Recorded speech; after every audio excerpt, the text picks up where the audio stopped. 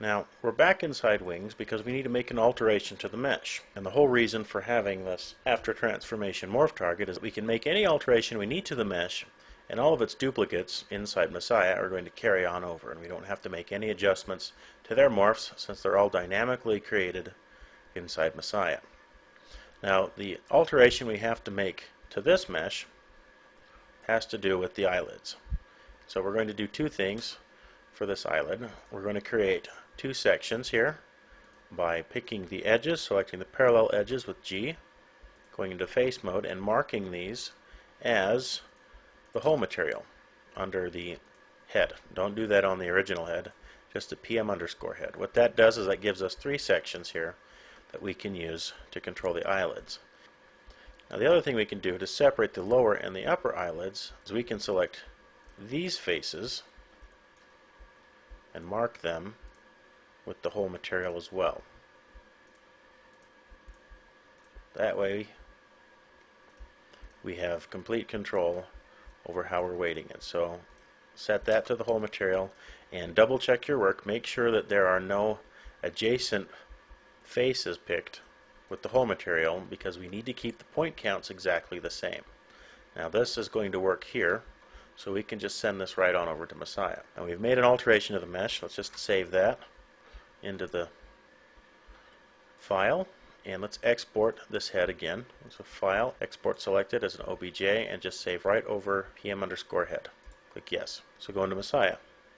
So inside Messiah, start a clear scene. You can quit Messiah, relaunch it, clear the scene, start a new scene. Anyway, get back to a blank scene. Go to File and Load our last scene that we worked on, which is AtMorph4.fxs, and replace the current scene. And what that's going to do is it's going to load what we just exported from Wings into Messiah, create all of the duplicates, apply our morph blender effect to all of those, and they'll be correct. We can double check that if we pick any one of these morph blenders and move it around, and you can see that they still work, but we have our eyelids that are freshly separated. So go back into Setup. Let's create a keyframe for all items in the Dope Master so we can go back to a default frame inside Animate. So back into Setup, let's work on the eyelids. Now it doesn't matter because they're all the same mesh that are duplicates. Let's copy that and let's rename this one to the upper eyelid right.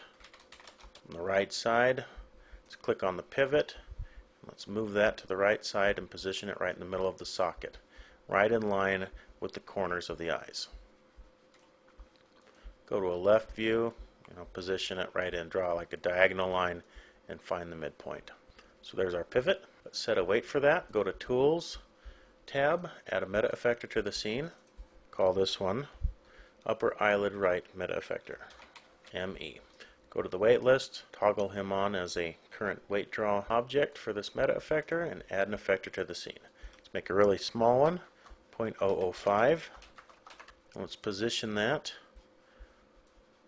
right over one of the vertexes in the eye socket. Go to a left view, let's just move that forward. Make sure to set the field of influence to all connected so that it turns white.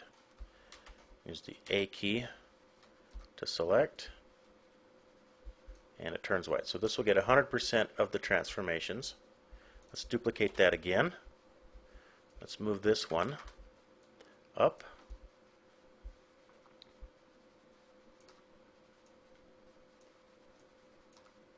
And intersect that with the next eyelid. Now this will get half of that value, so change the constant value to 0.5 and it will only throw half the weight out on this transform. So let's test that out. Have our upper eyelid right meta effector. Go to our cluster slider. Let's pick our eyelid right target, go to the weight. Pick our upper eyelid right ME. Make sure to change these to combination instead of dynamic. So go into Animate, pick our upper eyelid right and test it out. So you can see that the center one is only moving at 50% because we set the constant value to 50. And we get 100% movement on the other ones. So this works. Let's reset that position and do the lower eyelid. So upper eyelid right, let's just copy that to lower eyelid. Get rid of that _1. And the upper eyelid right ME, let's just copy that and name that to lower eyelid right. Expand that and change these effector fields to lower. Let's pick the positive one, move that down. Oh, make sure to make this the active weight draw. There we go. And then the second one in this lower, move down until it intersects the lower eyelid segment.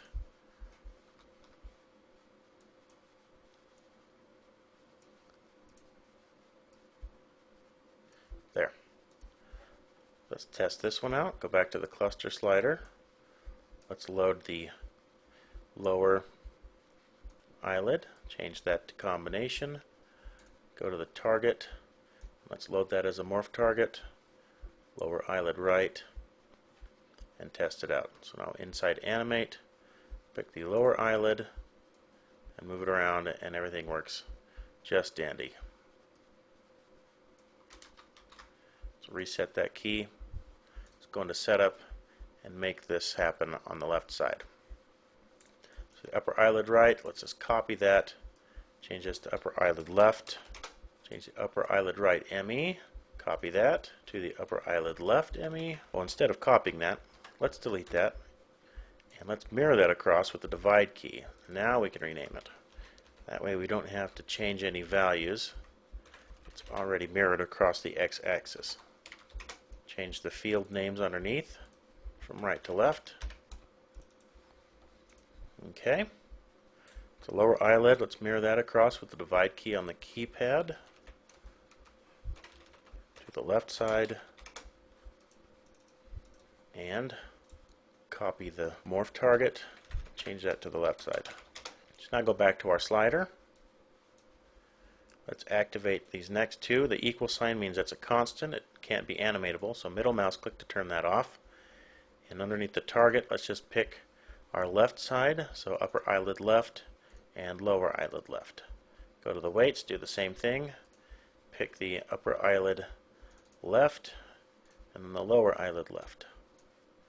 Change those from dynamic to combination, so it checks the setup value first. So go to the left side here and change the pivot point to negative underneath the pivot value so we can mirror across. And let's test them out. Let's go to our sliders. Turn the sliders all the way up so you can see what's going on. And move those. Okay. The lower eyelid works. How about the upper eyelid left? Those seem to work. Excellent. Go back into setup. Let's create a setup keyframe for all items in the dope frame or the dope master. Let's go to File and let's save this scene as ATMorph5.